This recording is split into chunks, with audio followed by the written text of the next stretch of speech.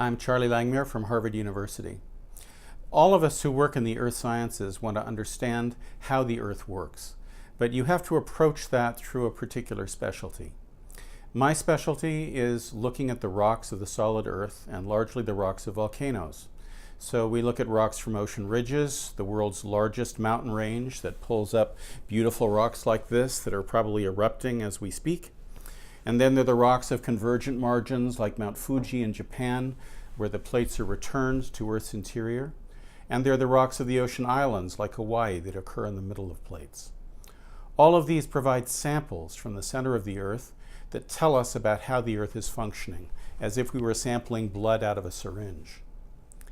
Now, through these rocks, we're also studying other Earth reservoirs, because the ocean interacts with the volcanoes at ocean ridges, forming vast hot springs through which the entire ocean circulates over tens of thousands of years.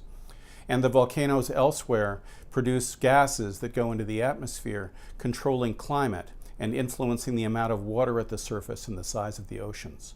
So through the study of volcanoes, we can approach everything.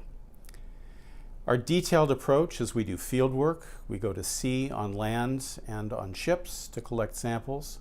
We bring those samples back to our laboratory where we analyze them for all their chemical compositions and isotopes. And then comes the hard part where we take those data and interpret them and model them to try to come up with models that really can reproduce and let us understand how the Earth works.